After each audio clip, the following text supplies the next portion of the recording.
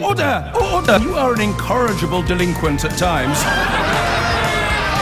Behave yourself, man! You're Hartley Brew. Let me ask you. Which I'm looking forward to massively. Boris Johnson, I'm slightly older than you, but you and I are both experienced journalists. Probably me to a greater degree. You're a former editor. Yeah, well, are you a former editor? Yes. Are you telling me, as a journalist, the life of a future Prime Minister, the private life, is not, as a journalist, you're telling me it's not of interest? Well, of course, things may be of interest, and yes, of course, Nick, and I readily accept that, and I understand that, and newspapers and other media outlets, of course, are going to want to print and to speculate what they choose. Would you have run the story as editor of The Guardian? Would you, God forbid, would you have run that story? Would you have run that story? I'm not going to. Oh, come on! That's I'm not going to comment on the integrity or the discretion of the editor of The Guardian, or indeed any other paper. But would you run a story such as that? What I will say is that, sitting on my side of the fence where I do now, what I won't do, and you and I actually have had this conversation over many years, because there have been many times when you've never changed your tack. You've bowled me some fast ones and said, come on, the public have a right to know. And I've said, well, actually, the difficulty is that the minute you say one thing, you obviously are bringing people, your loved ones, your family, into the public domain in a way that is not fair. Then why the picture today?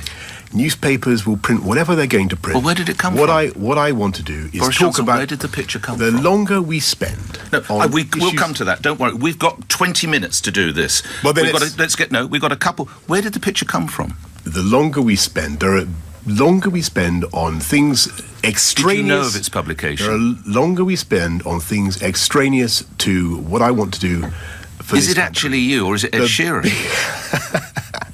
The bigger the waste of time. Where has the picture come from? Look, I'm not going to ask... Are you happy with it in the majority of the front pages? Actually, because I've been so busy, I've already given several speeches this morning, or at least one speech this morning. I haven't seen the majority of the front pages. Well, I'm showing it to you now, so there we are. Are you happy with that? I think the longer we spend... I can't determine what the newspapers decide to... But you knew the picture was being put out there. I can't determine what the newspapers decide. That's a yes or no, and then we'll move on, Mr. Johnson. I can't determine what the newspapers decide. Did you know this is nothing to do with your... Did you know the picture was being put out there, Mr. Johnson?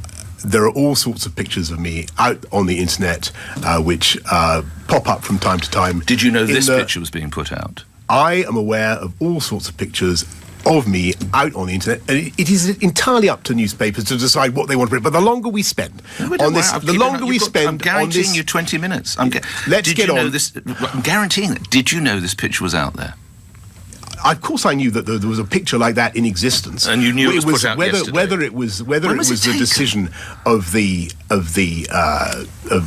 up entirely up to newspapers to decide what they want to print. When was it taken? Well, I don't know. Listen, you are. So that's a state secret. You're asking me. So that's a state secret when the picture was taken. So when was it taken? It's not a state secret. It just happens to be something that I don't want to get into. Because you won't even tell me when the picture was taken. No, why should I?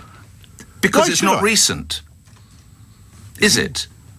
Your hair in this photograph is not your hair currently, is it? If I may say so, this conversation is now descending into... Well, I'll be the judge of that. Thank you. It's currently the Nick Ferrari show. Currently. No, well, actually... If you come for this job, that might change as well. Who knows? But if the ball were to come out of the back of the scrum... This is quite an old picture, isn't it? Nick, I'm not going to comment on... Well, it's before the haircut you had from the Turkish chap.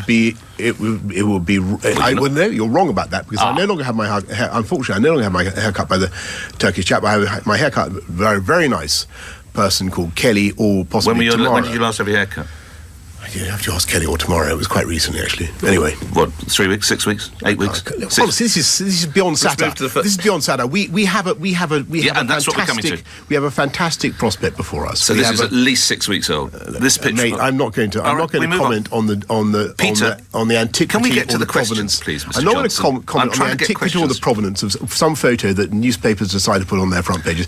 This is about a far more important agenda. Peter's indeed. How much influence is Steve Bannon having on your campaign? This is the biggest load of codswallop I have ever heard.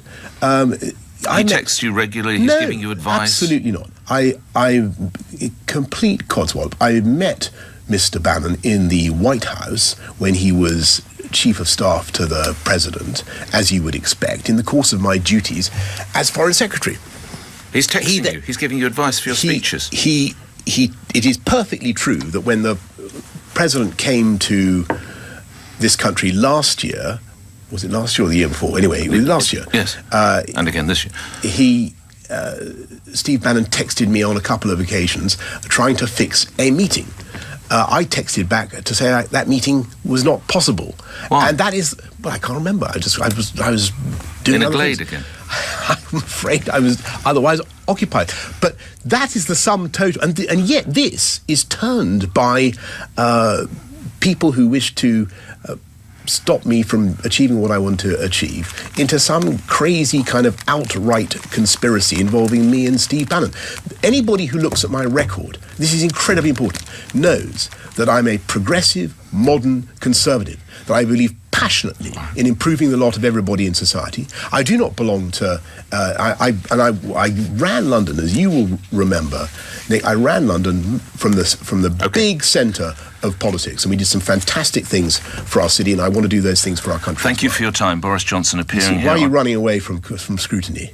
I am not running. You are fleeing. Okay. If you're successful, you once said of Gordon Brown that it was a gigantic fraud that he inherited Number 10. You, of course, would call an election, wouldn't you? I think now who's doing the running? Right, I'm not running away. Okay. So would you perpetuate a gigantic fraud? I think that the people of this country feel that they've been asked out to the polls quite a few times recently, in 2015, in 2016, and indeed in 2017. What they want, and the instruction they gave us, was to deliver... No. You will perpetuate a gigantic fraud? No. So you will have a general election? I would perpetuate a gigantic fraud unless we deliver Brexit. And there is one candidate standing in this contest who represents a fresh way of actually getting us out of the mire. So you won't call it, so you'll apologise to Gordon Brown? And who will deliver Brexit on October the 31st. You'll apologise to Gordon Brown? It's not the top of my priorities to apologise to Gordon Brown. Sure. But now are you ready to wrap it up? Do you have to be so, or do you want to go on? No, because I want to complete this point, which is my priority is to deliver a sensible exit from the European Union on October the 31st. And I'm afraid the other candidate who is standing will simply kick the can. Were your neighbours curtain-twitching Corbynistas? Look, that is a question you might reasonably direct elsewhere. Why? They're your neighbours.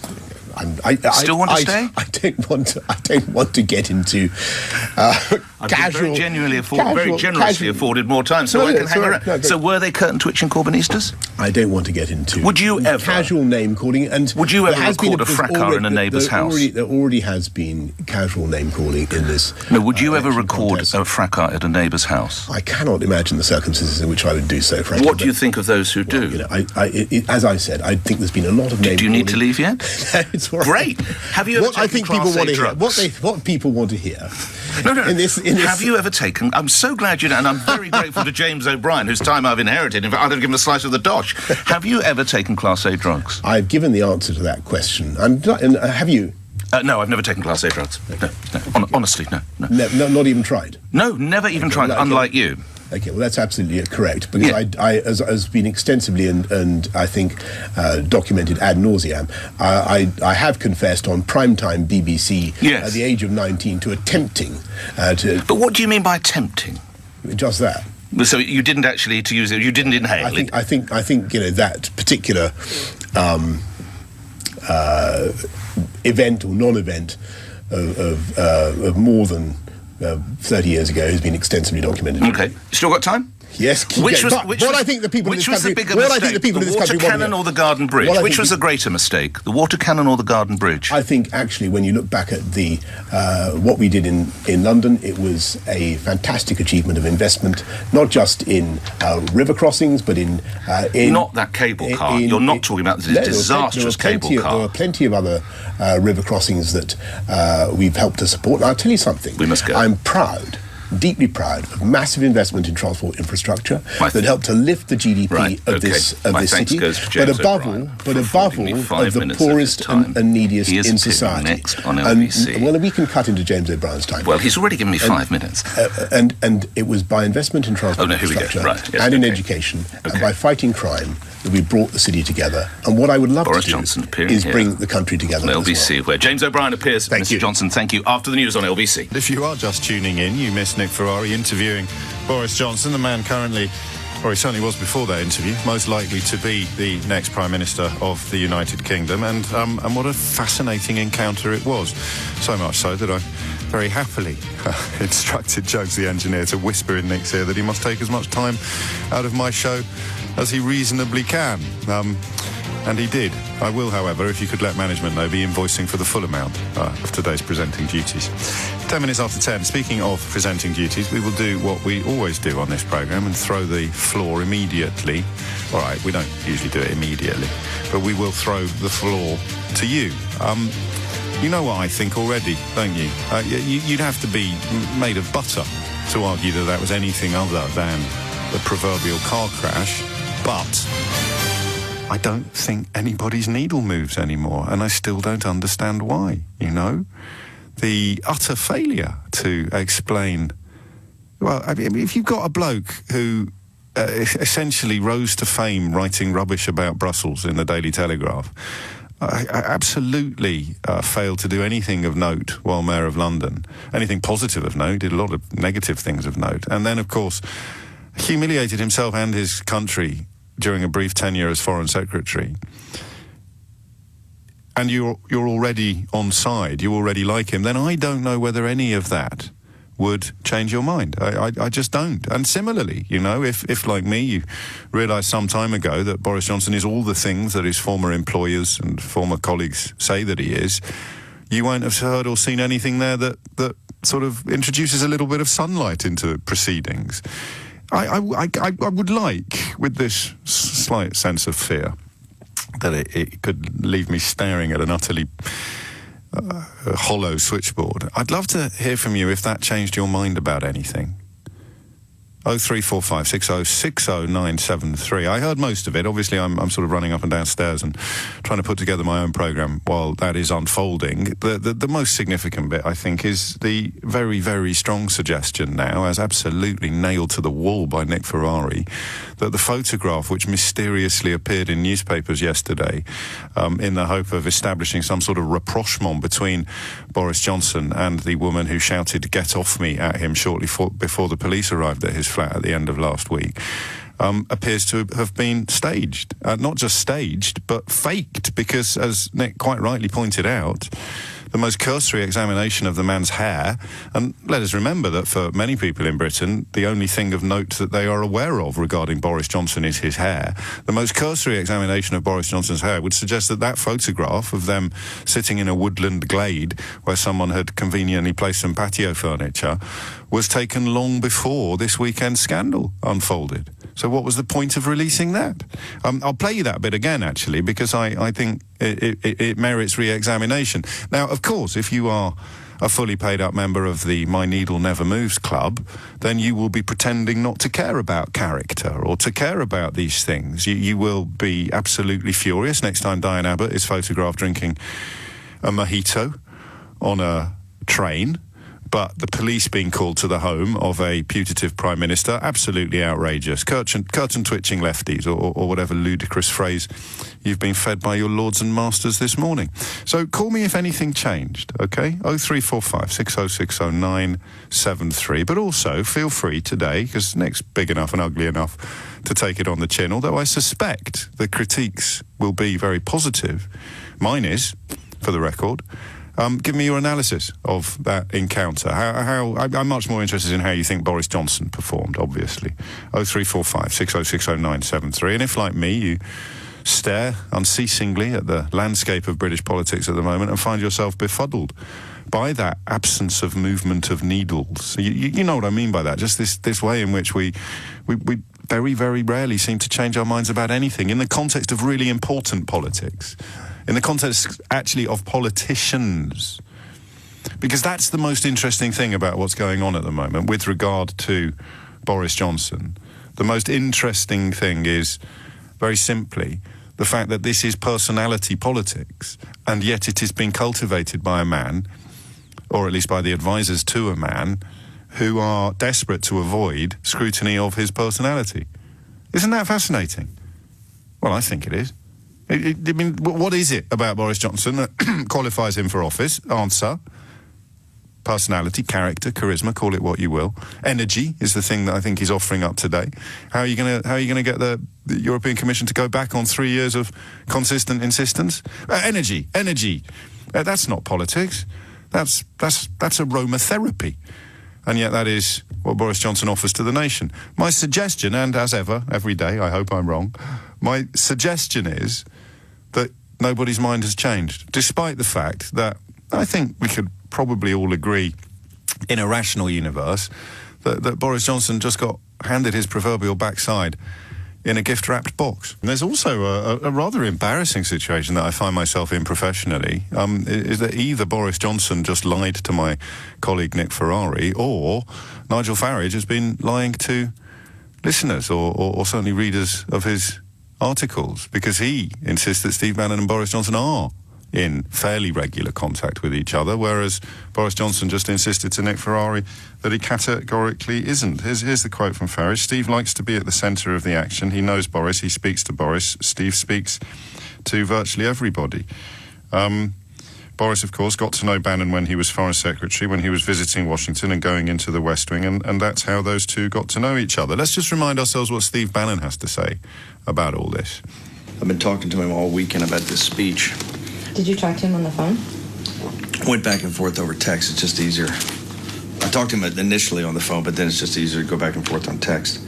I've been telling him that my recommendation is that he gave one of the most important political speeches of 2016 was his closing speech. It was a 3 to 5 minute speech in June of 2016. His closing argument on national TV for the Leave campaign. He was the official head of the Leave campaign, or one of the co-heads, I think it was. And he gave a speech on national TV. They had a debate that night, and it was magnificent. And all I was telling him all weekend is just to incorporate those themes, the same themes. Basically, he was saying that June 23rd was Independence Day for Great Britain. Their Independence Day would be like our July 4th. That's the day of the vote, yep. It's time to believe in our Great Britain. Johnson and Rowley called for the nation to look to a brighter post-Brexit future. This is the tee up, all right? He's back. Boris is a journalist before he's mayor of London and before he's foreign secretary. Wrote a great book on Churchill. That's one of the things I did tell him over the weekend, that his great love of Churchill and his great study of Churchill. He wrote a really fantastic book for a modern audience on Churchill. I met Boris Johnson kind of met him at these things years ago, but it's just one of those, shake hands, I'm sure he didn't remember me, but really met him he flew over right after we won. Our guys in Breitbart London had a lot of contact with him during the Brexit thing. I didn't want to get involved because it was very British, right? So I didn't want to, exert myself, although I was controlling. Yeah, well, this is awkward. Either Boris Johnson just lied to Nick Ferrari, or Nigel Farage is lying when he says, and Steve Bannon, of course, is lying when they say that the contact between the two is constant. But that's not, or considerable. That's not the most important element, of course, of these proceedings. I can't believe I'm saying these words. The most important element is whether or not that man has, in your view, increased or decreased his suitability for the highest office in the land.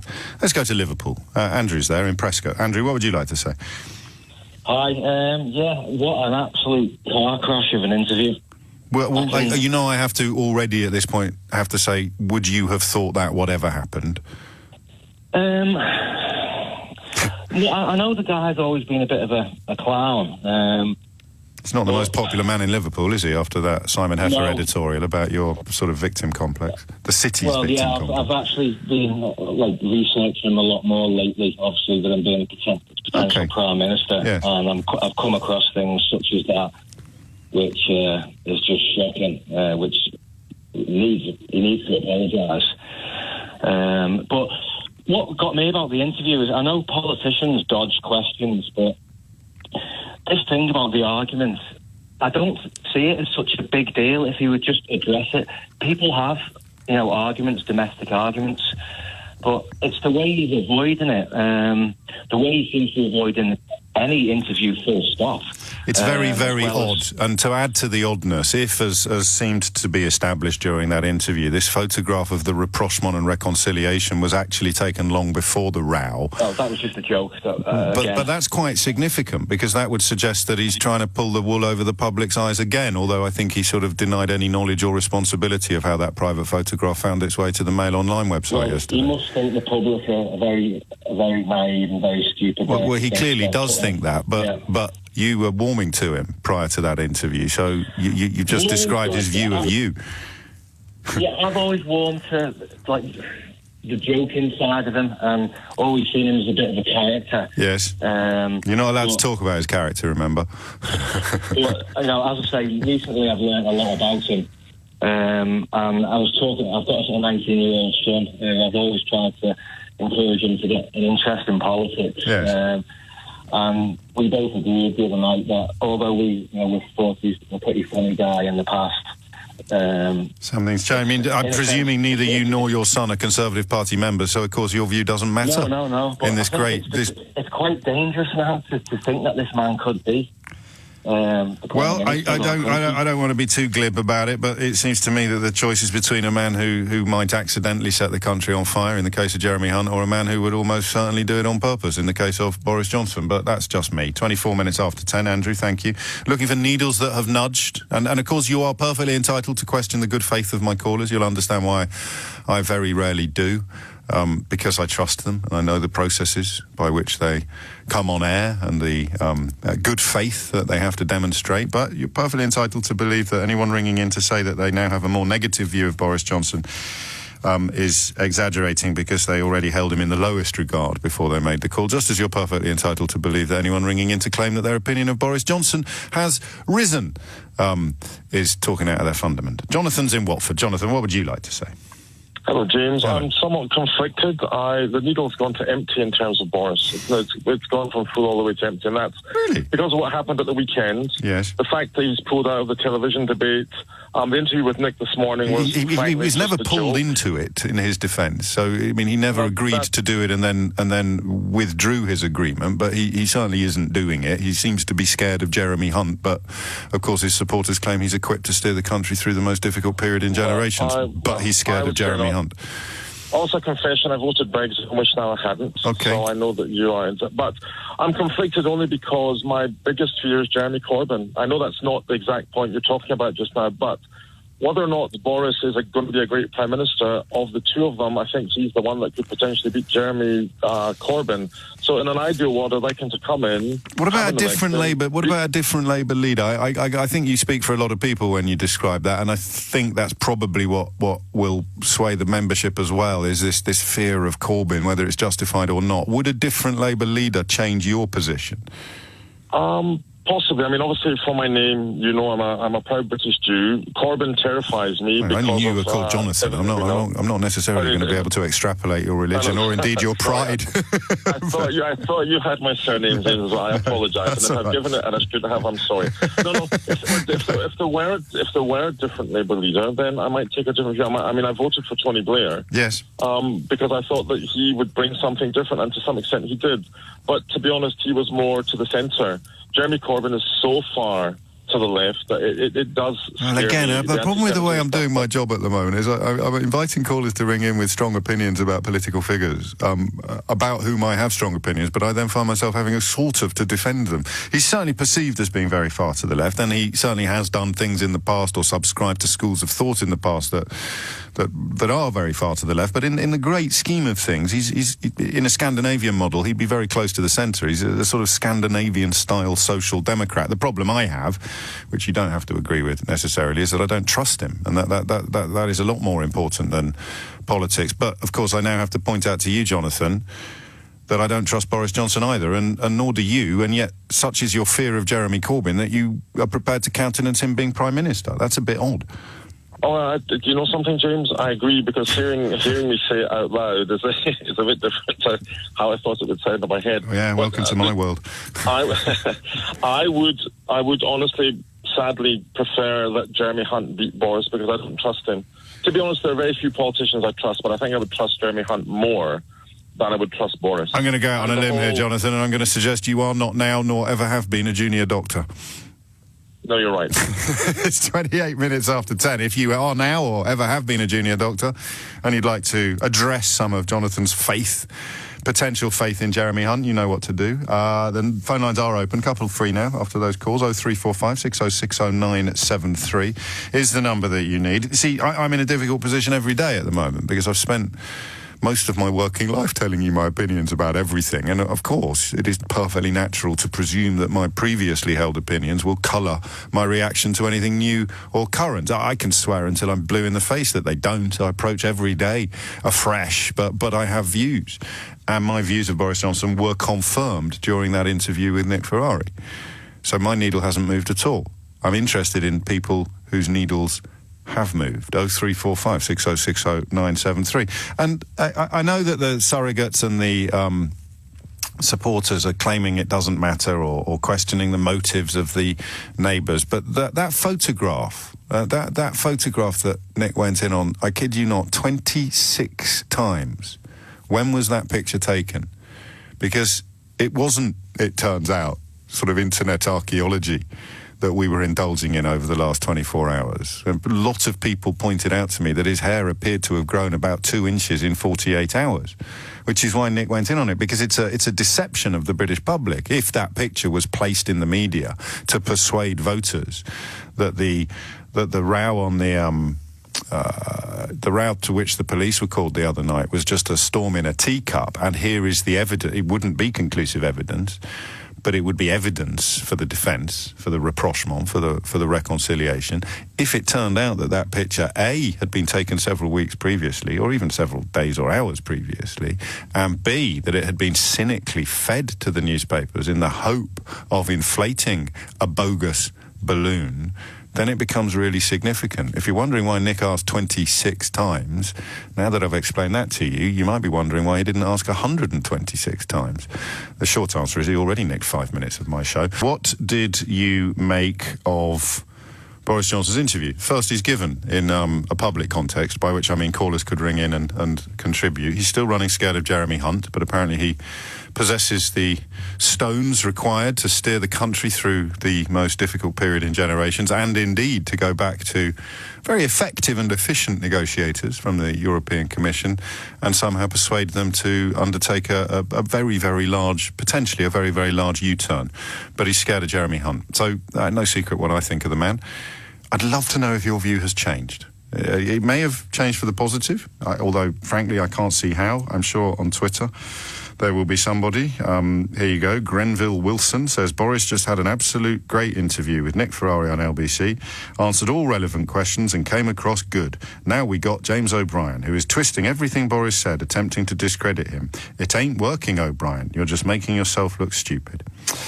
Well, we all have crosses to bear, Grenville Wilson, and I will bear the cross of stupidity for us as long as I am beholden to. Rob's in Sheffield. Rob, what do you reckon? Morning, James. Hello, Rob. Unfortunately, I didn't get to hear Nick Ferrari's interview, but... Well, no, mate, I'm going to have to move on then, Robert. I mean, with the greatest of love and respect, we're doing a review of half an hour, rather splendid half an hour radio, and you didn't listen to it, mate. Well, I had a physio appointment, but... No, I don't mind that. I don't need a letter off your mum, but I can't... And I'm not being brutal. I'll let you say one sentence, all right? And then I'm going to crack on with people that did hear it. Okay. If you can tell me that he said anything different was being bumbling on about, then I'll be happy to be moved on. But, you know... he's using a conjunction. Does that count as a new sentence? Go on, quickly. Quickly. One of the things I'd like people to consider is, when Boris speaks, does he actually tell us anything new? For example... No, mate, you've had your fun. I'm sorry. I we'll talk again on another day, but you do have to have heard it in order to analyse it. I think you're right for what it's worth. I've said this many times in other contexts as well. Some of these nasty race-baiting Islamophobes running up and down the country asking poor people to send them money.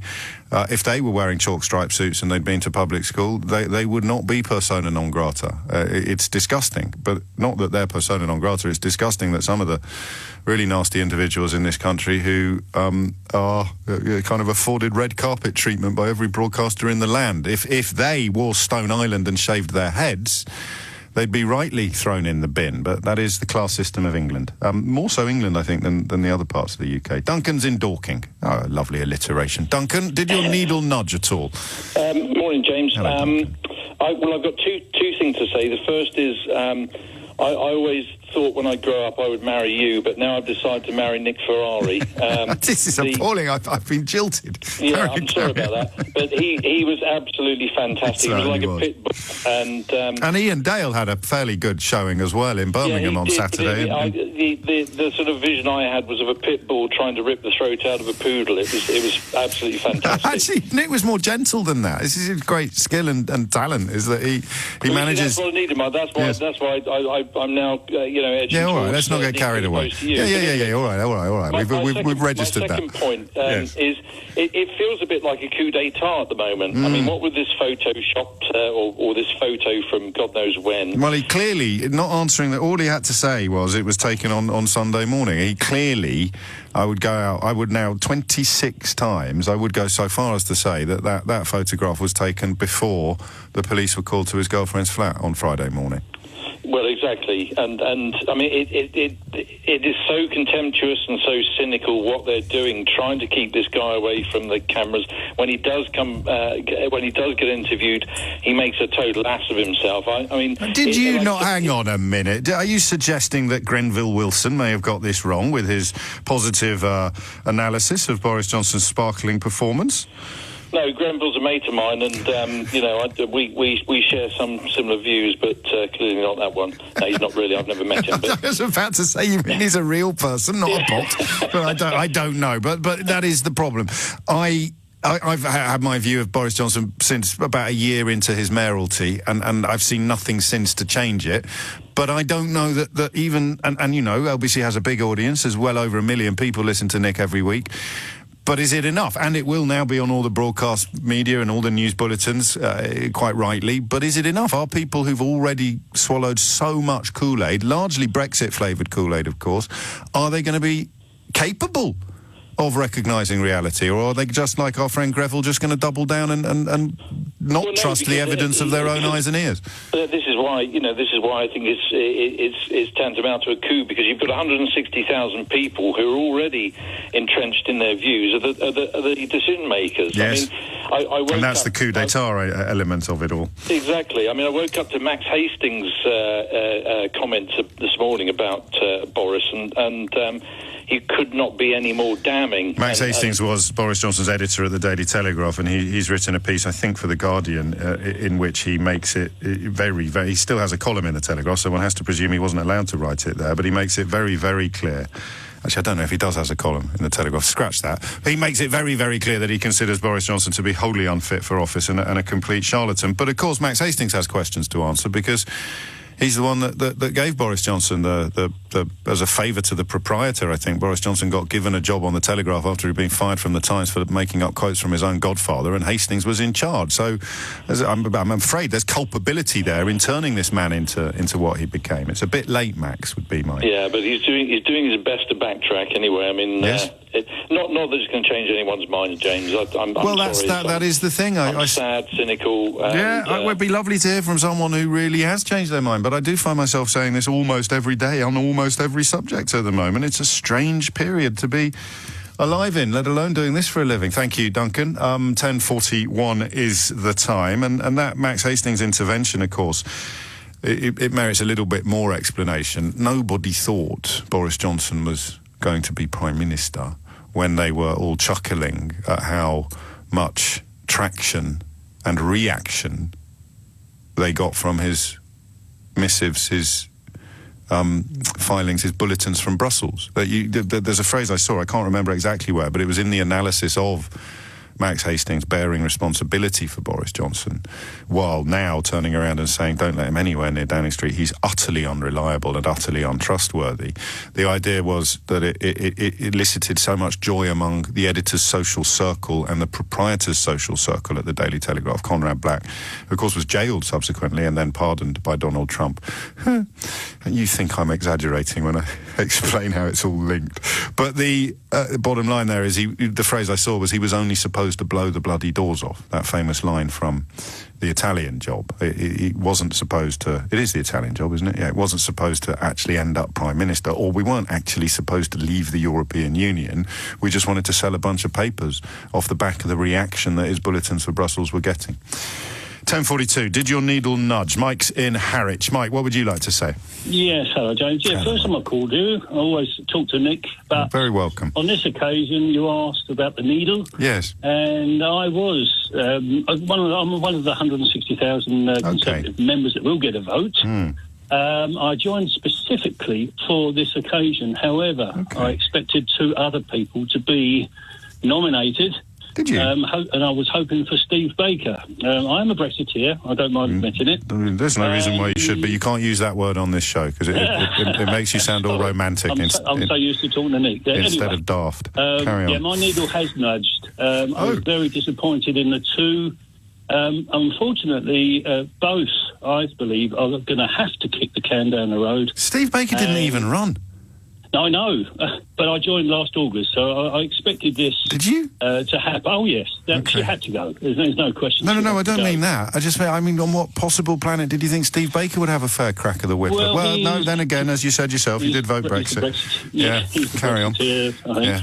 Crikey, where does it end? How much deeper do you have to dig before you start trying to climb out again, Mike? No, I agree. I think we need to get out, but I expected this, and I will get the vote, but...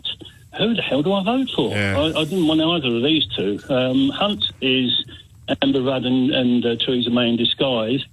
And Boris... Oh, God, the words what then? For that interview with Nick. I mean, that was why? dreadful. At what point did you stop believing... I mean, I don't know what you thought of him before, but presumably you must have... it was sort of when he sort of talked about the argument he had with his girlfriend, why didn't he just say, yeah, we had a row? That's all you have to say. I don't know the answer to that question. I don't know the answer. The picture in the garden. Yeah, yes. The old picture. Indoors. Yes. Both arguments. I can't understand the mentality of the guy trying to obfuscate and dodge the question 26 times. For God's sake, what's the matter with the man? So obviously, my vote for the 2 is just undecided. I don't know what you could always spoil. You could spoil your ballot paper. Well, that's what I'm going to do. Yeah. I can't stand either of them, because both of them are going to kick the can down the road. I know. We'll have a row another day about why you're still so deluded about Brexit. I will phone you again. Oh yeah, and I'll try my best to be polite to you, just as another little bit of my soul shrivels and dies. But it's nothing personal. Mind how you go. Cheers, Mike. It's 10:45. Stuff that should matter but doesn't. Chapter 463, Special Brexit Edition. Is the putative Prime Minister of this country in regular contact with the man who, essentially encourages people to wear accusations of racism as a badge of honour? Steve Bannon, one of the few members of Donald Trump's pre-election inner circle not to currently be in jail. Last I heard of him, he was trying to set up some sort of far-right academy in Italy, but the authorities nixed that plan. So here's the question. Things that should matter but don't anymore, for reasons I still haven't properly unravelled. It should matter a lot. Remember, the people who will be telling you that Steve Bannon being in contact with our future Prime Minister is nothing to worry about are the same people who had kittens when the President of the United States of America, who happened to be black, suggested, when asked a question, that Brexit would not be good for trade relations between Britain and America. They went absolutely tonto. You know, the kind of people that call the police over jokes by Joe Brand. They went absolutely tonto, and yet they'll be the ones that claim to be supremely relaxed about alleged connections between Bannon and Boris Johnson. I'll tell you what would be the height of hypocrisy if one of them were to actually confirm the relationships between Bannon and Boris Johnson, while simultaneously being one of the pearl clutchers who had kittens when Barack Obama answered sincerely a question about what Brexit. You remember, they also, how dare they interfere? No one would have that sort of front, though. No one would be that two-faced. So, here is Steve Bannon on the question of whether or not he is in contact, regular contact, with Boris Johnson. I've been talking to him all weekend about this speech. Did you talk to him on the phone? Went back and forth over text. It's just easier. OK. Here is Nigel Farage on the same issue.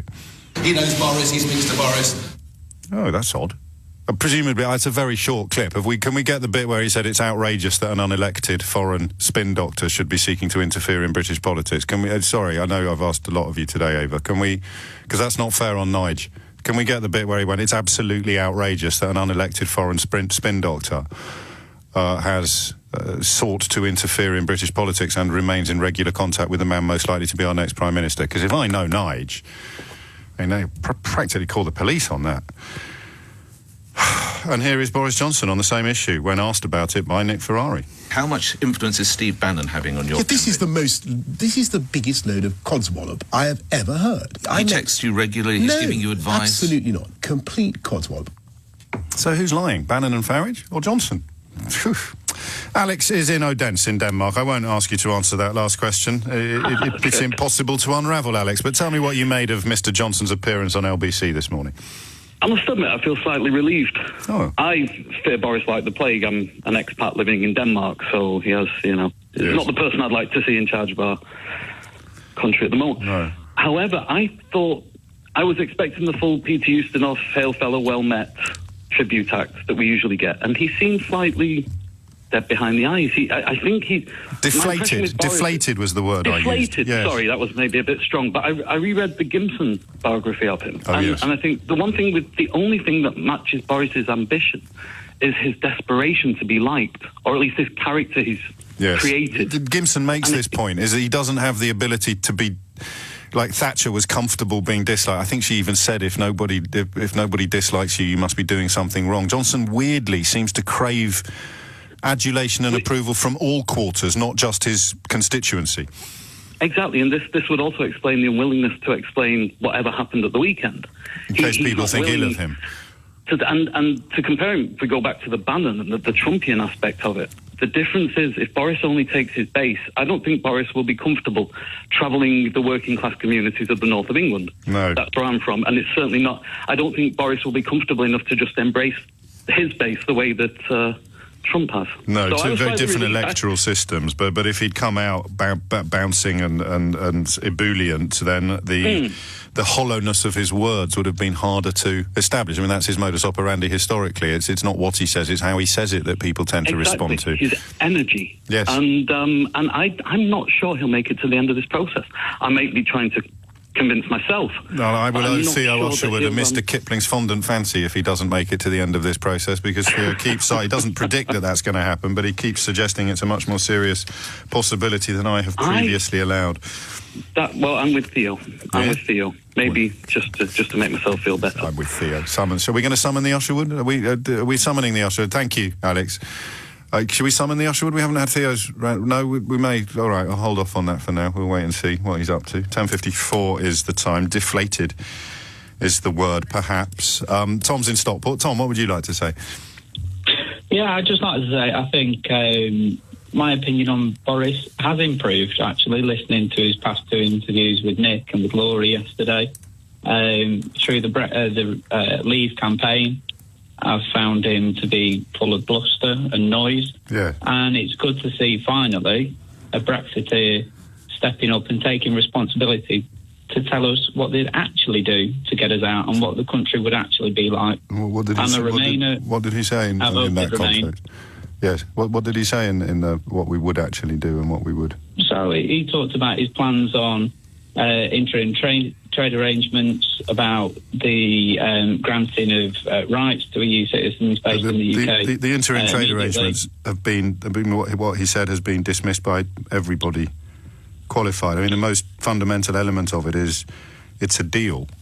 This GATT 24 balloon that people keep floating over your garden, it involves a deal. It involves agreement between the European Commission and the United Kingdom on well, it's the first stage of a then protracted negotiation. So A, they have to agree to it, and B, we know the terms on which they will enter into negotiations. Absolutely fine for him to have objectives. At least he's telling us what those are.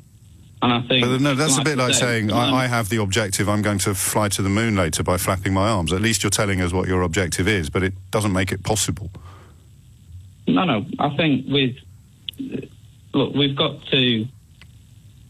Since this whole vote happened, one thing as a Remainer that I've wanted to see is a Brexiteer step up and take responsibility and accountability for delivering something which I still believe is the wrong thing. Yes. But the vote has happened, and I want to see the person who was one of the four most people in that campaign. No, so I don't think he's done any of the things you describe, but what you're encouraged by is the thought that it's going to be on him. What I'm encouraged by is that people will be held accountable for what they've encouraged the country to do. And finally here, I hope we have a leading politician who's stepped up. It's not May, it's not Hunt, who's just May. Yes. Mark II. It's somebody who was the forefront of that campaign, who convinced all of those people to vote for it. Well, finally, it will be on them to deliver the benefits that they told them would be there. So, and when he can't...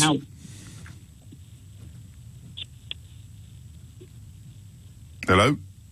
We lose Tom? No, and when he can't deliver it, I mean, I would like to share your slightly positive analysis, but I worry about what happens when this balloon pops, or when this sort of... Oh, absolutely.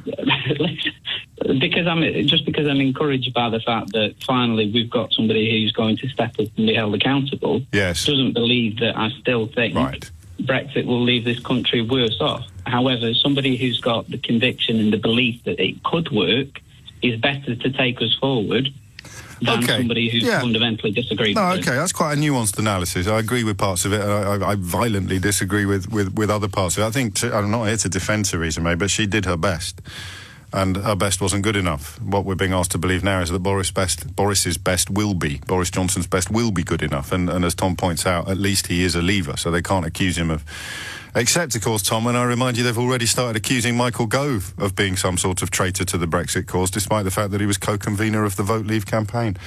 These are the times we live in. I'm minded to do a little bit more on this, but probably not the whole 3 hours, probably not even another hour. We'll probably take it up to 11:30, is my feeling. Depends whether or not the quality of calls retains its current calibre, so the pressure's all on you. 0345 6060 973, and of course Henry and Ava, who have the pleasure of picking up the phone should you deign to ring in. The questions are myriad, all linked to the encounter between the interview of Boris Johnson by Nick Ferrari earlier today. I would love to know if your view of the man has changed. Obviously, the subtext of that question is, as ever, if not, why not? How much more evidence do you need of the man's absolute unsuitability for high office? And of course, you've already seen all the evidence of his absolute unsuitability for high office, especially his brief tenure in high office. If that wasn't the most compelling evidence yet that he shouldn't be allowed anywhere near the reins of power, then nothing that happened on LBC this morning will have persuaded you.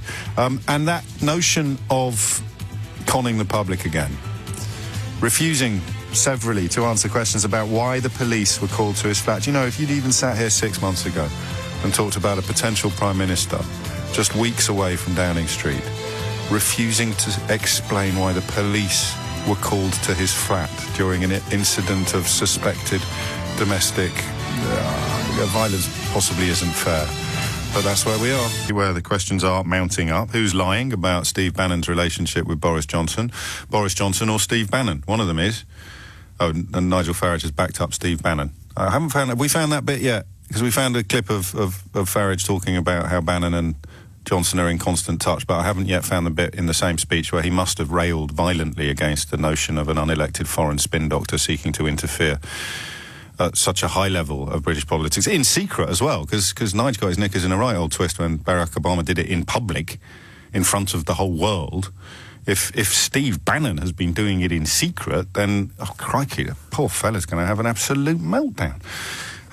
4 minutes after 11 is the time.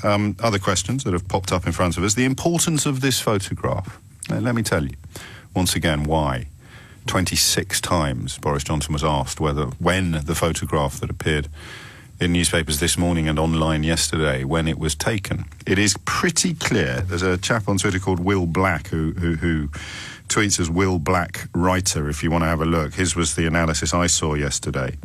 It's pretty clear that Boris Johnson had his hair cut after that photograph was taken. And that photograph was therefore taken long before the police were called to his girlfriend's flat on Thursday night. So the release of that photograph, if it, as I believe, was authorised by his campaign, and we're trying to get to the bottom of that off-air, it is a really shady bit of business designed to persuade you that everything is rosy in the garden, literally, with a photograph that was taken before the police were called to his girlfriend's flat after he was heard to shout, "Get off my effing laptop," and she was heard to shout, "Get off me." Leave you with that thought. And the question underpinning our contemplations this morning is a simple one. Did the needle nudge for you? Because having spent much of the last decade describing in detail all of the evidence for the prosecution in the case of Boris Johnson's suitability for office, I'm pretty well qualified to suggest that none of it matters. Even the evidence of your own eyes and ears. The fact that he's put out, if it doesn't matter, we like Boris Johnson. Why? Well, something to do with Brexit and charisma. I don't know. But I'm sad to say this. It turns me into a very cynical old soul. I don't think it matters. In these weird times that we're in politically, you pick the person that you like. You don't really know why you've picked that person, because the reasons you gave when you picked him have all turned out not to be true. But you refuse to abandon him. Because, I don't know, is it embarrassment? Shame? 0345 606 0973. 6 minutes after 11 is the time. Linton is in Archway, but I suspect not that Linton. What would you like to say, Linton, not Crosby? Not that Linton. Well, I'm here. But I don't know. I mean, listening to, what you speak, I'm a huge fan of your show, James, and, I've got 2 days off work, so... It's not a great phone line, Linton. I don't know why. Whether you've put me on speaker or something like that. If we can just... No, you're not on speaker. That's better. Carry on. I don't know what you did then. Is that better? Yes, thank you. I don't know, in terms of the way the Brexit thing's gone on. I mean, aside from Boris Johnson, I don't really understand how the political furore has gone on, where the will of the people... People were lied to about Brexit. Yes, but they say they knew they were being lied to, and they voted for the people that were telling the truth on the other side. I'm not being glib. That is where we are now. You are being glib. No, I'm not. I've had the calls, mate. I've heard Andrea Leadsom say it on a TV interview. At the end of the day, people knew they were going to be losing their jobs because the Remain side told them that they would. If people knew what Brexit would mean, they would never have voted for Brexit. But they deny it. You can say that, and I can say that, and I can come up with my pithy little catchphrases like contempt for the con men, compassion for the con. But the con insist that they knew about the con all along, Linton. Right, okay. Well, they really do. My inbox will be full of them. I'll have to swallow that. So then we move on to the Boris. Yes. In terms of where he is. Yes. I mean, the guy is a charlatan at best. And when we look at politics in terms of the way it is, he is ludicrous.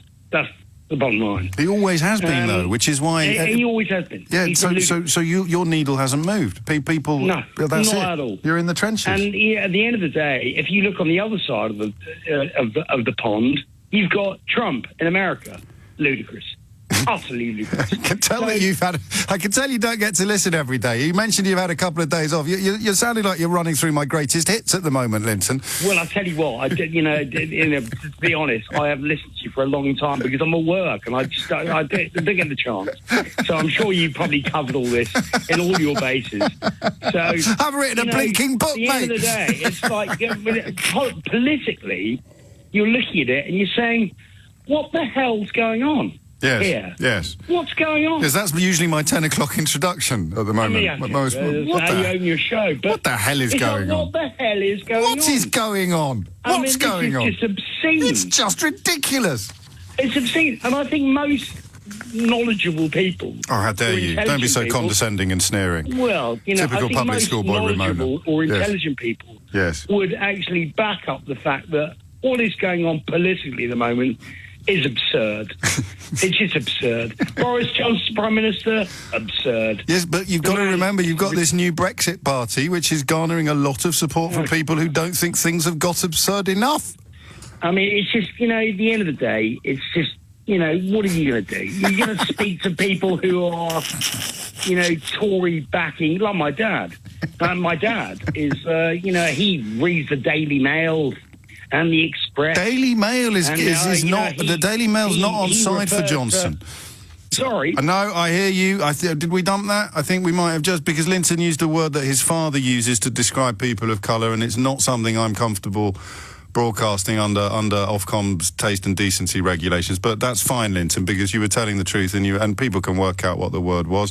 And your suggestion is that people who use crude racist epithets to describe black men and women are part of the current political mess that we find ourselves mired in. Oddly enough, a former UKIP MEP, Roger Helmer, took to Twitter overnight to suggest that David Lammy is the reason why prejudice against black people still exists. So Linton makes some excellent points. But if there was an odd little glitch in your listening experience, you now know why. But Linton's not to be punished for that, please. So, as he said, he doesn't get to listen very much anymore. He's forgotten about the P's and Q's. Charlie's in Chippenham. So we've had Duncan in Dorking and Charlie in Chippenham. One day, every caller will be an alliteration, but it's not going to be today. What would you like to say, Charlie in Chippenham? Well, I just think it's reached the level of a biblical farce. There aren't any farces in the Bible. Well, I mean, you could argue that there are, but you'd be accused of heresy. Well, let's then say it's reached the point of a biblical farce with a touch of the life of Brian in it. Oh, okay, yes. Well, go on, expand. We've got Boris with a B, the all-round bad guy, and we've got Jeremy with a J. Yes. I was taught when I was a Roman Catholic schoolboy that the Israelis were offered the chance of having either Barabbas or Jesus. The Israelis. And they all put their hands up for Barabbas. Yes, but the Pharisees and the Sadducees were milling through the crowd, making various promises and bribes. Exactly what the Tory party's been doing for many, many years I'll now. cue them up, Charlie. You knock them out of the park, my friend. Barabbas versus Jesus. Hang on a minute. You're not suggesting Jeremy Corbyn is Jesus? No, not at all. All right, okay. But what I'm saying is that this thing about you wondering why people are sticking by what they voted for. Yes. Like people looking in a shop window. I can remember when they used to sell those terrible K-Tel things like a slipper that you could put both feet in, and plastic things that were going to change your life. You can still get things like this in Robert Dyer's. If you know where to look in Robert Dyer's. And they said, I don't care what it is, I want it. Yes. Yes, that's it, actually. All the nice slogans like, what have the Romans ever done for us? Covering a lot of ground here, Charlie. Pardon? Covering a lot of ground here. I like it. What have the Romans ever done for us? And then roads? Well, I've just been up in Liverpool and I've seen what the European Union did for the waterfront at Liverpool and the city centre. Yes. Good luck to them. Do you know one of the big mistakes we made was not sticking the branding on it? You can get some photoshopped picture of a vehicle in France rounding up Gilets Jaunes with a European Union flag on it. Or maybe it's not photoshopped at all, but that'll go around the world in 80 days. But the stuff in Wales, the stuff in Port Talbot, the stuff in Liverpool, that should have just put a lot more branding on it so that people realised a little bit more about how it works.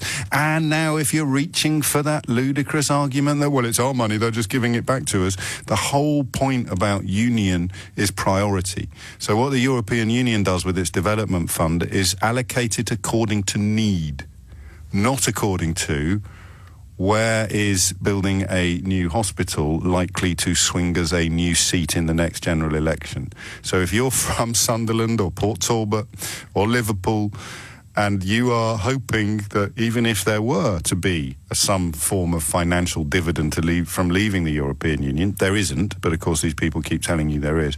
Even if that wasn't a lie, the idea that a right-wing government is going to start throwing money at the most deprived areas of the country is absurd. As Linton just pointed out. Everything's absurd. Where are you this morning? Not geographically, politically. That Boris Johnson interview on LBC will, I suggest and predict, although they're putting him out front and centre a lot today, it's a sort of desperate rearguard action against the refusal to answer questions about why the police were called to his girlfriend's flat on Thursday night after he was heard to shout, "Get off my effing laptop," and she was heard to scream, "Get off me." I really want to hear the tape. I'm not going to lie to you. It seems to me that all of the speculation about the motivations of the neighbours and all of the desperate apologism coming from his surrogates and his supporters is actually meaningless and irrelevant. You want to hear the tape and then you decide what you would have done in those circumstances. And if the answer is, well, I would have phoned the police as well, then it doesn't matter whether or not they then gave the tape to the media. That's their freedom. And every journalist in the country would have taken that call, especially the ones pretending to be outraged by it. I owe you a desperate apology. I've completely forgotten to do something very important. I mean, crikey, on a morning like today, when LBC is, thanks to Nick Ferrari's interview with Boris Johnson, if you can call it an interview, a car crash seems to be the phrase that most of my correspondents favour at the moment. How can we not have spoken to LBC's very own political editor? I know you had a little soupçon of insight from Theo Usherwood during the news bulletin, but I think it's time for the unexpurgated version. I don't know where he is and I don't know what he's doing, but I do know that wherever he may be, he will heed this siren call. Summon the Usherwood!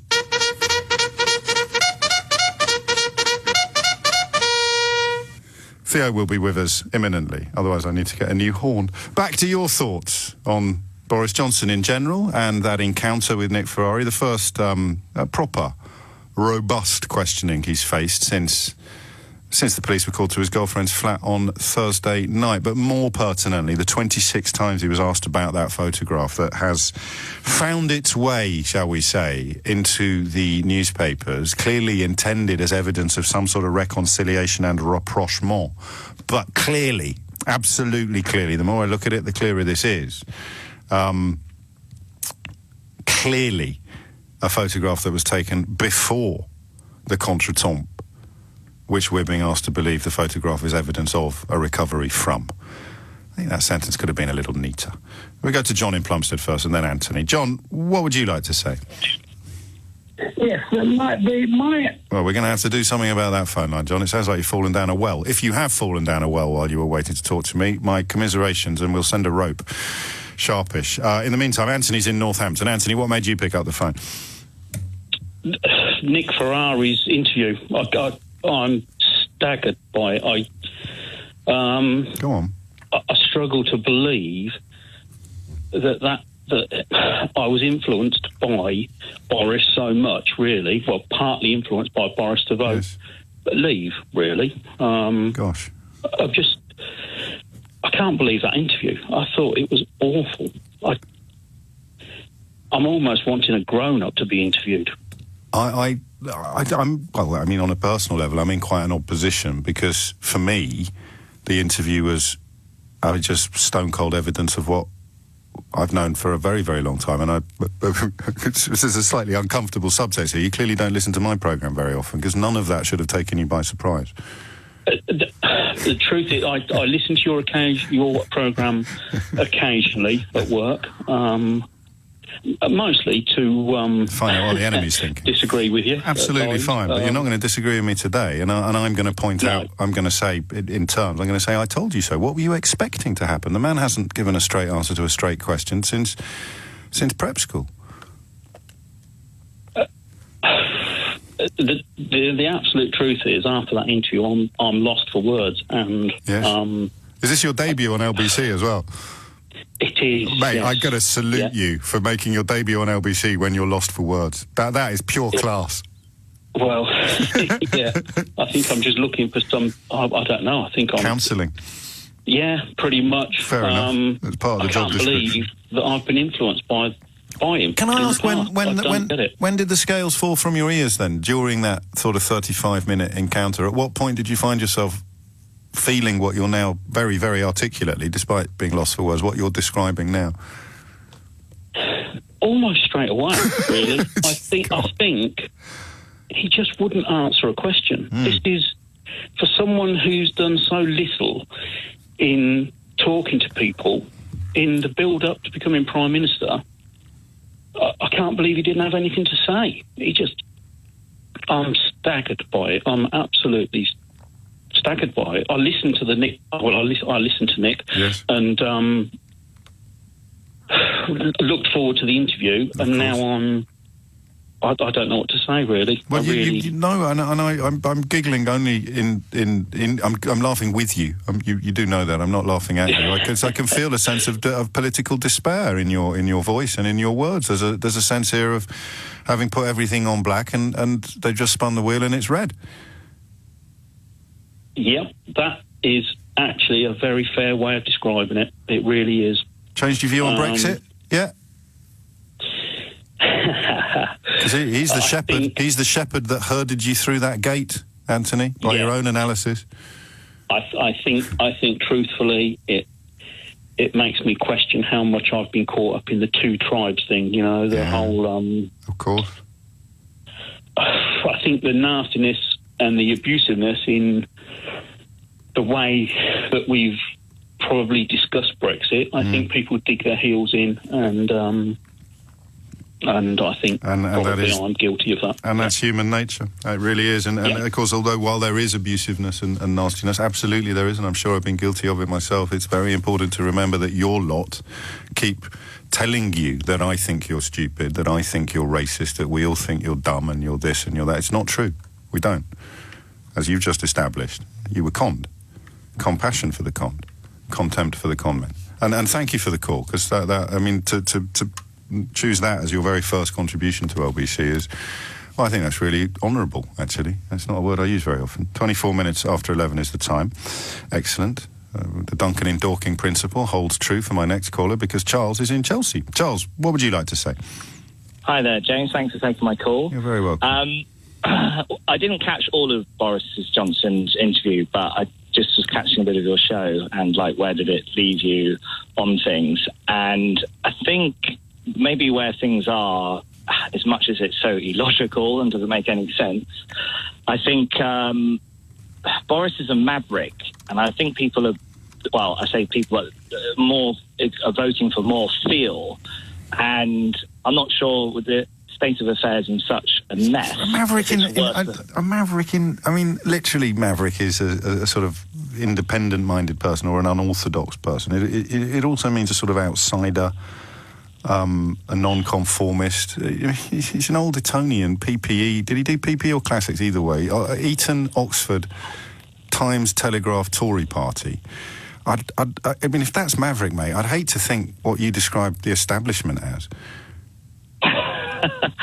Well, I probably Diane Abbott. No, that's not fair. I know you wouldn't do that.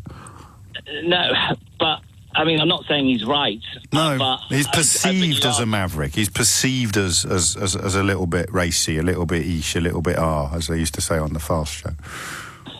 And I just don't know, with things being, I mean, with Theresa May, things were running, let's say, more trying to be in a sensible way, and that's still heading as a disaster, or was as a disaster for it. No, it couldn't please anyone there. No. I don't know if it's ended up that it's worth the risk, and he surprises people. I mean, how much of it? Forgive me for being. How much of it did you hear? Because this is an interesting analysis of Boris Johnson before the interview, I would say.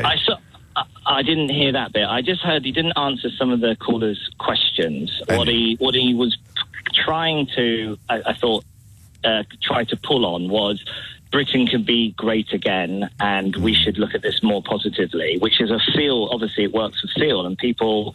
I mean, with the referendum, the one thing I think it works until it doesn't it? That's the whole point. It works until it doesn't work because.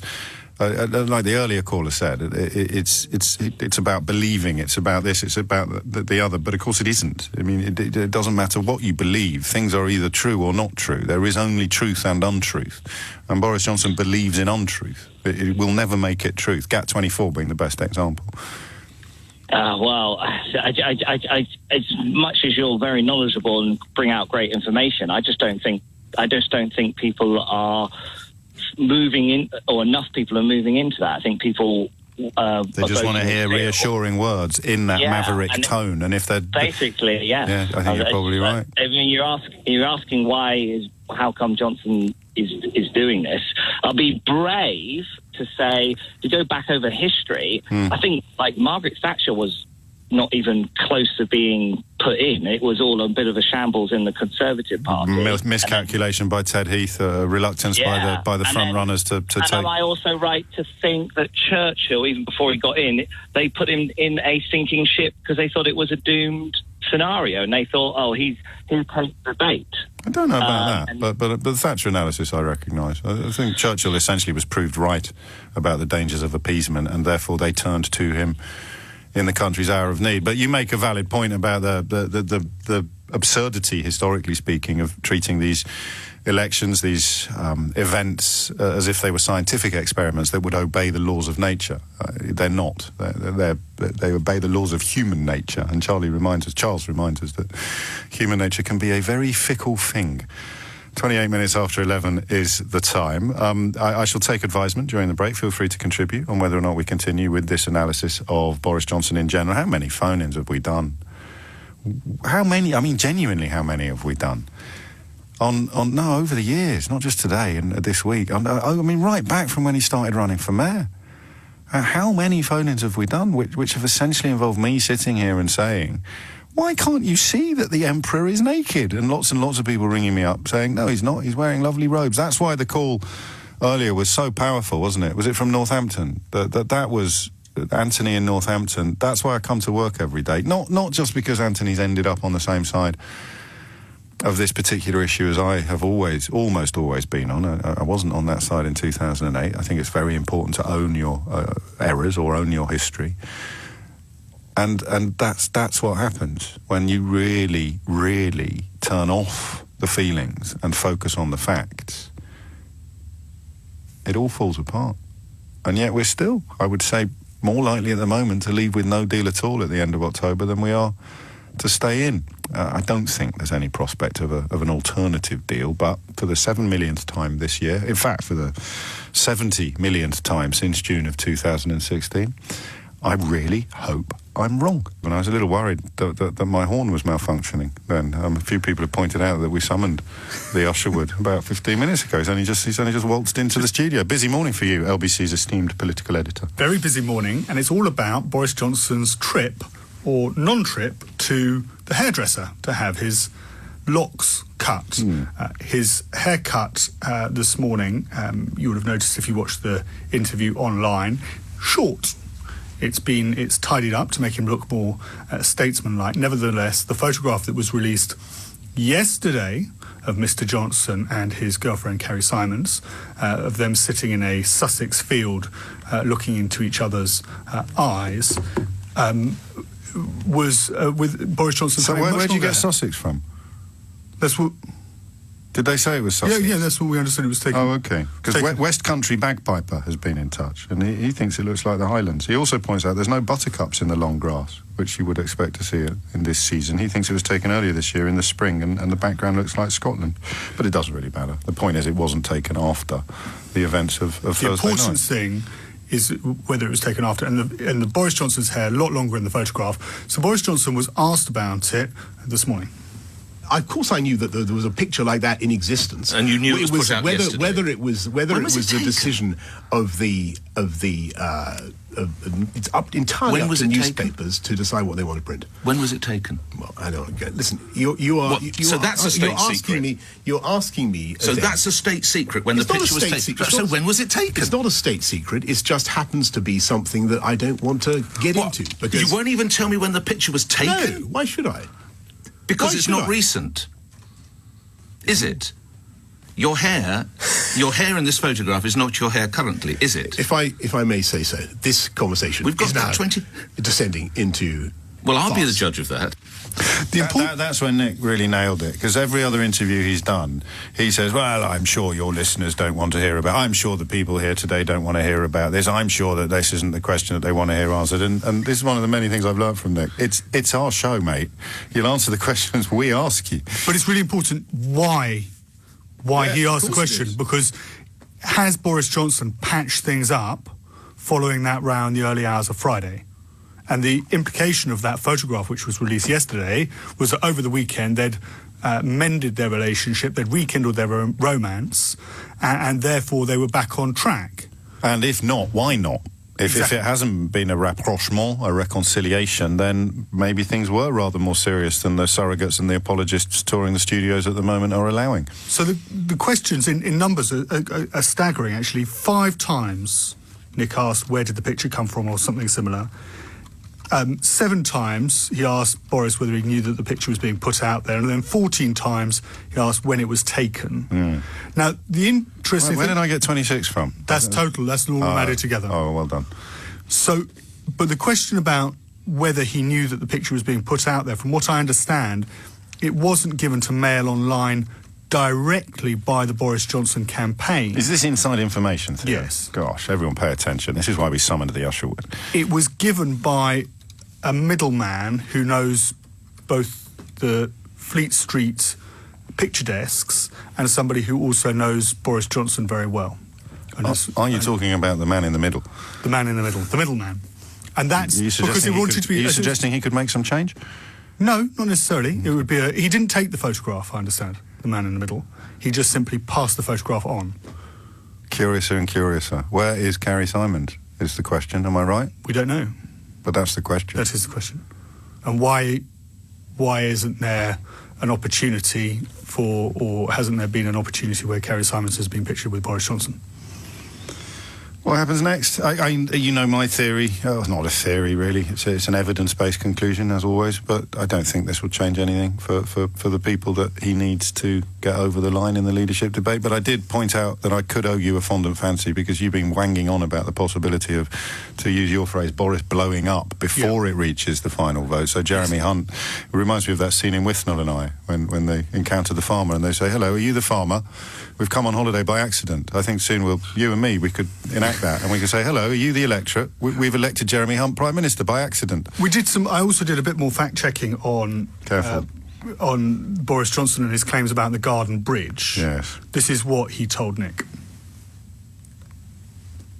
Actually, it was an excellent project on which the current mayor lavished £17 million and then decided to cancel it when there was ample private funding available to continue with the project. And the reason you're saying it could have got ahead with private funding? Yes, of course it could. And I don't seek to understand why he decided to cancel it, but there was ample private funding. So there are 2 points there. The first is that Sadiq Khan spent £17 million on the Garden Bridge. That's not correct. The construction contract that was rushed through before Boris Johnson left office in February 2016 in order to keep the project afloat. That's what I thought. Was 21 million, and that £17 million is a chunk of that was signed off by Boris Johnson. And which Sadiq Khan would have stood potentially in breach of contract if he hadn't. Couldn't. So that money was spent during Sadiq Khan's tenure, or much of that money would have been spent during Sadiq Khan's tenure, which allows Boris. That's what he's trying to get round with that one. Shameful. The other thing is that there was ample private funding, but there was never private funding to complete the project, and that's what Sadiq Khan always said to the Garden Bridge Trust. If you want to build this bridge, then you need to have money that goes all the way to the very end of the project so that we don't end up with a half-built bridge across London. And what about have you got any more clips? No. Okay, I've got a couple. What about your mate Steve Bannon, all that business? Here's a really tough question for right-wingers across the country. Who is lying to you, Boris Johnson or Nigel Farage? Here is Nigel Farage. He knows Boris, he speaks to Boris. And here is Boris Johnson. How much influence is Steve Bannon having on your This is the biggest load of codswallop I have ever heard. He texts you regularly, he's giving you advice? Absolutely not. Complete codswallop. Well, that is a real Scylla and Charybdis of calumny, isn't it? Who's lying to the British public now, Nigel Farage or Boris Johnson? I don't see, on this rare occasion, I don't see any argument for suggesting it might be both of them. No, He is either in contact with Steve Bannon, or he is not. Or is the scale of that contact? It's a big mate of yours, Steve Bannon, isn't he? Yeah, we didn't see eye to eye. Did we find out yesterday whether or not that clip was still on the LBC website? I heartily recommend it. One of Theo's finest hours, refusing to take jip from Steve Bannon, who, of course, encourages everybody to wear accusations of racism as a badge of honour. What was very funny about that was he got very sensitive about it, wasn't it? They always do, mate. They're terrified of milkshakes and they phone the police about jokes, but everyone else is a snowflake. And this is the great discovery for me of the last few weeks, is that they are the biggest, what we used to call wusses at school. Is a wuss, let me just check with my younger colleagues, is a wuss still a thing? The biggest wusses on the planet have turned snowflake into an insult to describe people who regularly put themselves on the line to stand up for the principles they believe in. Happy days. What's next then? I mean, crikey. Well, I mean, will anything change? Will Boris Johnson hemorrhage support? Will? I mean, it's all about the girlfriend now, isn't it? So. I don't like this line of conversation, for the record, because she's an independent, successful woman and she's being cast in the role of some sort of damsel in distress, but it's her failure to come forward and talk about... Well, no, failure's not the right word either, is it? I don't think Boris Johnson critics will want to go after necessarily, where is Carrie Simons? And it doesn't necessarily need to be about where is Carrie Simons. The critics will go after Boris Johnson in terms of trust. Yes. Why can't you explain what happened on Friday? Okay, that's my private life. So why are you trying, and this is what the interview Nick did with Boris Johnson highlighted, why are you trying to paint a picture that doesn't exist? Yes. Why are you trying to portray something to be true which is not true? And it is about trust. And in number 10, as Prime Minister, Boris Johnson's critics would say that you need to be trusted, you need to be truthful. But we're back. I mean, this is a very well-worn territory for me, because I will point out that old line, if you can lie to your wives, you can lie to your bosses, you can lie to your constituents, you can lie to your mistresses, you can lie to them, you can lie to that. He appears to have been involved in another con job, but no one minded about the previous 364,000. But you don't necessarily, James, for this story to be important and for Boris Johnson to be fatally undermined, you don't necessarily need Boris Johnson supporters to abandon the Boris Johnson bandwagon. Because what you're seeing from Dominic Grieve, what you are seeing from Ken Clarke, what you are seeing from that wing of the Conservative Party is this hardening of opinion, Oliver Letwin, that he cannot govern as Prime Minister, because it would mean, of course, what covers this is the prospect of a no-deal Brexit. But he cannot continue to govern as Prime Minister, and therefore we would look towards the potential, and it is becoming an increasing potential, that on July, the Thursday, which is the 26th of July, on the first day of Boris Johnson as Prime Minister in the House of Commons, the government faces a no-confidence vote. Does it necessarily even get that far? Isn't Theresa May constitutionally bound not to hand over to someone who she doesn't believe can command a majority in the House of Commons? That would be very punchy, but you're quite right to mention that it has been talked about. So she has to nominate, Theresa May does. So she has to go to the palace and she has to say, I'm nominating my successor as Blob.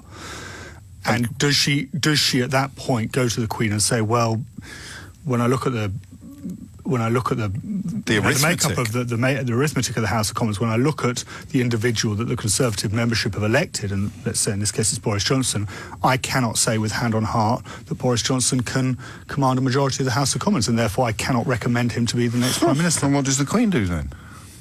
Well, then, under the Fixed Term Parliaments Act, it would then be open to Jeremy Corbyn to try and form a government, and if Jeremy Corbyn couldn't form a government, then it would be a general election.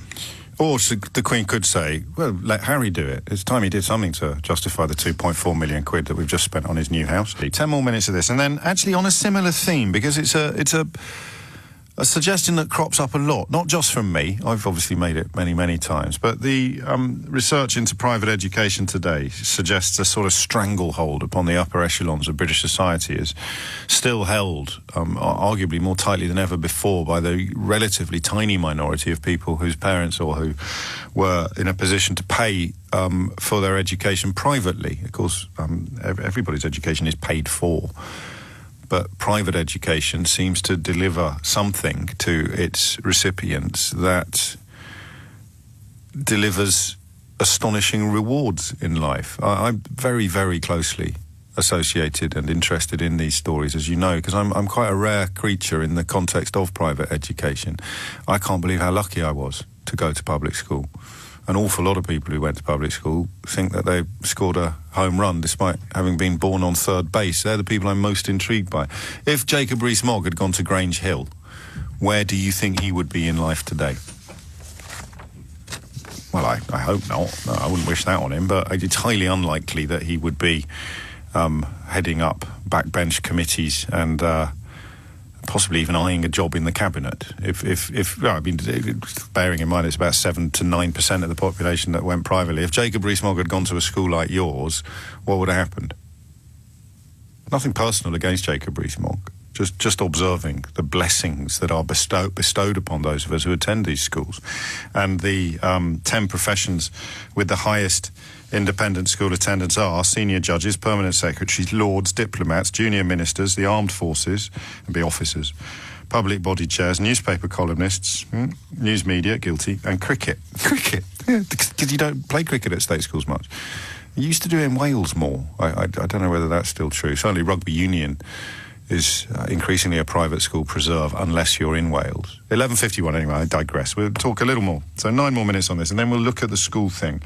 And the question of why, because I can explain it from my own perspective, how it's highly unlikely I'd have enjoyed what scant success in life I have done professionally if I hadn't had the sort of education. There's always a little bit of you that likes to think you'd have cut through, that you'd have defied the odds, but parents send children to these schools in order to manipulate the odds. There is no other reason to do it, really. And I can't and don't disapprove of them for doing so. It's a very... Well, I'm wasting my introduction. Tune in at 12 for more pearls of privately educated wisdom. Roger's in Barmouth. Roger, what would you like to say, my friend? You're preaching to one of the converted now. I voted to come out. I believed all the stuff they were telling us, and by God, they didn't half spin it a bit. Now, I believe that what you say is more to the truth.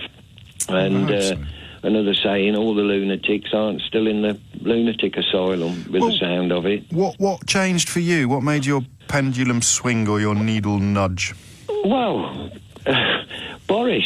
Yeah. He's the biggest one. I mean, if anybody believes a word that man says, he can't even remember what he said last week, to be honest. He just keeps contradicting himself. I'm grateful to people using me as a sort of whipping post for their own repentance. But when he said these words, Roger, this is when you should have given your head a wobble. He said, "We will have our cake and eat it." Yeah, he did, actually. And the 300-odd million... Well, that needed a little bit more analysis to poo-poo. But that phrase, he took a proverb that has been in existence presumably for centuries, precisely because it describes the impossible. You cannot have your cake and eat it. This man stood up in public and told you that you could, and you didn't see through him then. No, I didn't. I still kept believing the stuff that they're coming out with. We're going to be better off and all this lot. And now the people have listened more to politics the last couple of years. Yes, for all the wrong reasons. It's really brought it home. It's been... All right, it's brought back the Civil War a bit, you know. You're on one side or the other. We should all be on the same side, which would be the side that's best for Britain and everybody. I mean, a lot of you meet friends now, and then the thing that comes out is, don't get talking Brexit. Yes. That's the attitude, because everybody ends up shouting at each other with different attitudes. But yes, but that way madness lies, because if we don't talk about the stuff, I mean, we're teetering upon the precipice of a period of unprecedented difficulty, okay? And not to talk about it seems to me to be remiss, although it's a tricky one. There are certainly people I don't talk about it to anymore. Yeah, but Boris, getting back to Boris, most people cannot believe that man has got to go and talk to some of the most diplomatic people there is, and he's just going to bumble his way through it. I mean, they must think, God in heaven, what have they sent us here? Yesterday we had a German and an Italian call. The German used the phrase, it was Ulf, and he said, Britain, with regards to Brexit and Boris Johnson, your country has become like a TV show that's gone on for one series too long. That really stuck with me on the way home. He should have stuck to the panel game when he was on it, Have I Got News for You? That was about his limit on that. A lot of people claim that's where it all started. Because it was so rare to see a politician in that context. it's gone past the joke now. He could end up ruling the country, you know, and that's no joke. You know, people laugh about it. Well, no, I'm laughing at your sort of the fluency of your delivery, Roger, that's all, and also the slight incredulity in your voice as well. And you know that I'm allowed to be amused by it, because I've been banging my head against this particular brick wall for about 10 years, and finally, in your case, the cracks have started appearing. What though... In order to tempt other people to the realisations that you've enjoyed, what do you think helps? Because he's there, he's standing up, he is naked, and yet there is still, whatever percentage of the crowd it is, insisting if he's not wearing beautiful robes now, then all we have to do is believe a bit more and have some energy, and the beautiful robes will miraculously appear by October the 31st. Well, I can't believe that all these Conservative people are going to vote, are that gullible to vote for him, and all the MPs. I mean... They must be in the same boat. But they have more reason, and I suppose the members do as well. This fear of Corbyn and the question of who can beat him. I personally think they're massively overestimating Johnson's electoral magic. He wouldn't win in London now, but that's what they're banking on. He's got that thing, he's got that magic, which is why all of these chips, all of these little erosions of his credibility and his alleged charisma could prove so significant. They have for you. He's never, he's like most MPs, he never answers a question with an answer. He's always bumbling on about what he'd done in London, never, you know, well, I made a mistake with that bridge and buying 2 £10 million water cannons. Just put your hand up and say it was a mistake. Most people say, oh, well, then get on with it, you did make a mistake. But he just tries to... That is the age of... That's the spirit of the age, isn't it? Is that there's somehow a shame in admitting that you've been wrong, or shame in making an apology, whereas I've always taken it as a sign of character, but it is... Yeah, you make a mistake in life, you own it. Admit it. You own it. You own it. You acknowledge it. It's why I make no bones about the fact I voted for him in 2008, because I don't really get to call you a buffoon for falling for it. I call myself an idiot for falling for it, to be honest. Oh, I am. I think most people did. When every night he got off that big red bus, you know, telling everybody how great we're going to be. Yeah. He hasn't said, to be honest, what's going to happen on November the 1st. What the hell's going to happen then on November the 1st? You know, everything could go up 10% because we've got to do another trade deal. Really, yeah, I mean, I suppose what he said is that the Governor of the Bank of England doesn't really understand the economic impact that he's discussing, but Boris Johnson does. Yeah, well, we all know that. Boris knows everything and don't know nothing, to be honest. That's what it boils down to. I have enjoyed talking to you. Yeah, and you, James. Welcome aboard. Welcome aboard, Roger. Better late than never. Yucky da. It's 11:58. You're listening to a very good-tempered James O'Brien on LBC, albeit that we're contemplating potential chaos at a national and an international level. I will at least have the pleasure of spending the rest of my life saying I told you so. But once again, I remind you, I really hope I'm wrong and that Boris Johnson is possessed of skills hitherto unproven. I would argue. Has anyone started calling Nick a lefty yet? That's usually what happens about now. Is Nick part of some lefty conspiracy to undermine Brexit and indeed to undermine Boris Johnson? That is how... You think I'm joking? I promise you, if I could be bothered to wade through the sewer pipe that much of LBC's social media accounts now represents, I'd find someone claiming Nick Ferrari's a lefty. It's all part of some... Or that I've got to him. Because that's the thing about cults or personality cults, is that they don't admit facts. They don't admit anything other than worship.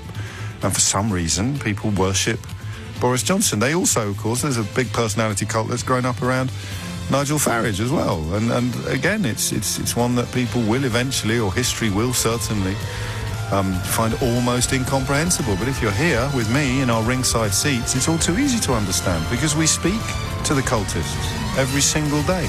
Roger, thankfully, has seen the light.